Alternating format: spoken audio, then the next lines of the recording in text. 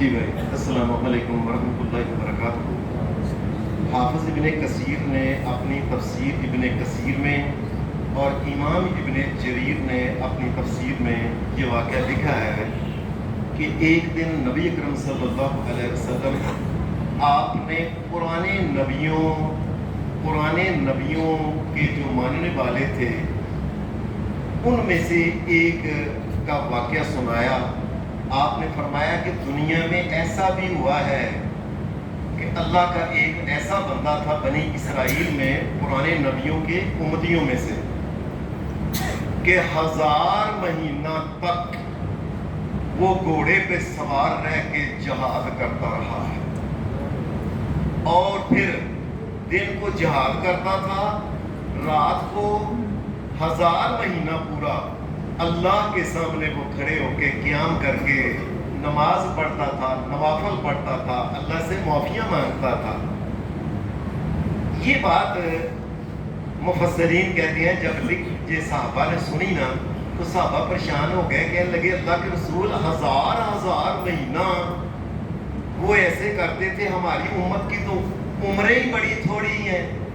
ہم تو اتنی نیکیاں پھر نہیں کر سکیں گے۔ تھوڑی دیر کے بعد جبرائیل علیہ السلام آسمان سے اتر آئے، آگے وہ یہ سورت بسم اللہ الرحمن الرحیم انا انزلناہ فی لیلۃ القدر وما ادراک ما لیلۃ القدر لیلۃ القدر خیر من الف شہر تنزل، یہ سورت جو ہے نا ہی حتی مطلع الفجر تک، یہ سورت جو ہے نا یہ جبرائیل علیہ السلام لے کے آئے اور آ کے خوشخبری سنائی کہ اے محمد صلی اللہ علیہ وسلم آپ کے امتی پریشان نہ ہو، ہم نے وہ تو 1000 مہینہ جہاد کرتے تھے، باقاعدہ رات کو قیام کرتے تھے، ہم نے آپ کو ایک رات ایسی دی ہے جو ہر سال آیا کرے گی، وہ اکیلی رات کے اندر کوئی عبادت کرے گا تو اللہ اس کو 1000 مہینے کی عبادت سے زیادہ ثواب دے گا، وہ ایک رات۔ اور وہ کون سی رات ہے؟ وہ رات جو ہے وہ ماہ رمضان کے اندر ہے اے نبی صلی اللہ علیہ وسلم۔ حدیث کے اندر آتا ہے کہ بس اس سے زیادہ نبی علیہ السلام کو کچھ نہیں بتایا گیا۔ نبی علیہ السلام اس رات کو پانے کے لیے، حاصل کرنے کے لیے جب ماہ رمضان آیا تو آپ نے تاکہ دھیان سے ادھر ادھر کسی کام میں انسان یا مصروف یا کسی کام میں ہو کے یہ رات نکل نہ جائے، نبی علیہ السلام نے پہلے دن سے ماہ رمضان کی پہلی تاریخ سے نبی علیہ السلام نے اعتکاف کرنا شروع کر دیا تاکہ جم کے اللہ تبارک و تعالیٰ کے گھر میں انسان رہے اور کوئی کام ادھر ادھر نہ کرے، اور اسی مہینے کے اندر وہ ماہ رمضان کے اندر وہ رات لیلۃ القدر جو ہے اس کو وہ حاصل کر لے۔ اللہ کا کرنا ایسا ہوا کہ جب 10 دن گزرے نا تو جبرائیل علیہ السلام آگے کہنے لگے اے محمد صلی اللہ علیہ وسلم وہ رات ابھی نہیں آئی، وہ آگے ہے۔ نبی علیہ السلام نے آپ نے ادھر سے اپنا یعنی شروع سے آپ نے رکھا تھا نا قیام کی یہ اعتکاف، آپ نے اپنا وہ اعتکاف جاری رکھا اگلے 10 دن بھی نبی علیہ السلام۔ جب یہ 20 دن ہو گئے جبرائیل علیہ السلام آ گئے، اے نبی صلی اللہ علیہ وسلم جس رات کی تلاش میں آپ بیٹھے ہوئے ہیں وہ آگے ہے۔ نبی علیہ السلام کو جب یہ پتہ چل گیا کہ یہ رات جو ہے یہ اگلی 10 راتوں میں ہے، پھر نبی علیہ السلام اپنی وفات تک نبی علیہ السلام ہر سال جو ہے یہ اعتکاف کرتے رہے ہیں۔ اللہ یعنی اس رات کا قیام، یہ مقصد کیا ہے اعتکاف کا؟ لیلۃ القدر کسی نہ کسی طریقے سے مل جائے۔ اللہ نے پھر ایک اور آسانی کر دی، نبی علیہ السلام کو اللہ نے بتا دیا وحی کر کے اے میرے نبی آخری 10 راتوں میں تو ہے، ہم آسانی کر دیتے ہیں۔ آسانی یہ ہے کہ آخری 10 راتوں میں بھی طاق راتوں میں وہ رات ہے۔ وہ طاق رات کون سی ہوتی ہے؟ 21ویں، 23ویں، 25ویں، 27ویں، 29، یہ 5 راتیں۔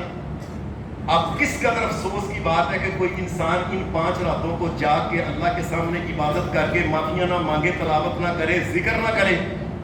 اس لیے نبی علیہ السلام نے فرمایا جو اس رات کو جب اللہ نے 5 راتیں صرف 5 وہ انسان اگر نہیں حاصل کرتا تو بہت بڑی محرومی بدقسمتی ہے اس انسان کی۔ جس آدمی نے اعتکاف کرنا ہے وہ اعتکاف چونکہ اس رات کے لیے کرنا ہے، لہٰذا وہ مسجد کے اندر 20واں روزہ آخری جس نے عشرہ قیام کرنا ہے، 20ویں روزہ ختم ہونے سے پہلے مغرب سے پہلے مسجد کے اندر آ جائے۔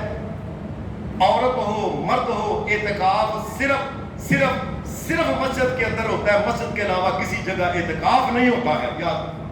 بہت بڑا کوئی ایسی جگہ بڑی نہیں، کسی جگہ بھی اعتکاف نہیں ہوتا، اعتکاف صرف مسجد کے اندر ہوتا ہے۔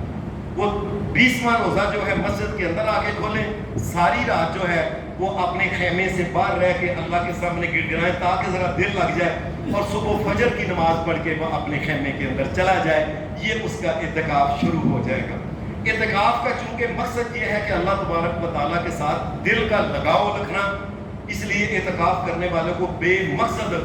پیسے کرنا، لوگوں سے جھگڑے کرنا، لوگوں سے ادھر ادھر جا کے باہر نکلنا،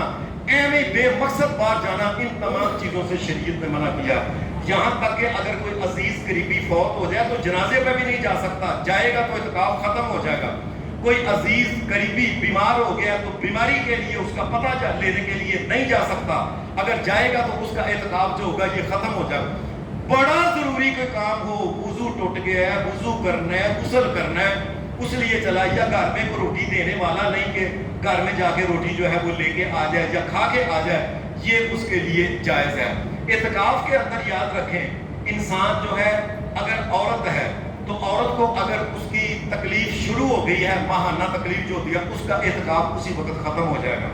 وہ چپ کر کے اپنا بستر سنبھالے اور وہ گھر چلی جائے گی۔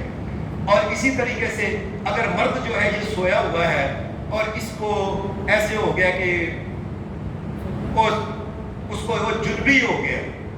مرد جنبی ہو گیا، غسل فرض ہو گیا اس کے اوپر، تو اس کا اعتکاف ختم نہیں ہوا ہے۔ جو چپ کر کے باہر جا کے نہا دھو کے صاف کر کے غسل جو ہے نا کر کے یہ واپس اپنے غسل خانے اپنے اعتکاف خانے کے اندر آ جائے، زیادہ سے زیادہ کوشش کرے کہ وہ اعتکاف کے اندر رہے، بے مقصد اس سے نہ نکلے، بے مقصد لوگوں سے ایویں گفتگو اور ادھر ادھر کی باتیں نہ کرے۔ اللہ تبارک و تعالیٰ یہ رات جو ہے لوگوں، میں آپ سب کو کہتا ہوں، اللہ کا واسطہ دے کے کہتا ہوں، 5 راتیں ہیں، صرف 5 راتیں، خود جاگو اپنی اولاد کو، او پتر اٹھ، کوئی اٹھ، تھی اٹھ، اور میری بیوی اٹھ، 5 راتوں کو، اور یہ رات جو ہے ساری رات ہی لیلۃ القدر ہوتی ہے، اس کا کوئی خاص وقت نہیں ہوتا کہ لیلۃ القدر یہ ہے۔ سلام ہی حتی مطلع الفجر، فجر کی اذان تک ساری لیلۃ القدر کی ہوتی ہے۔ اللہ ہماری قسمت کرے۔ السلام علیکم ورحمۃ اللہ وبرکاتہ۔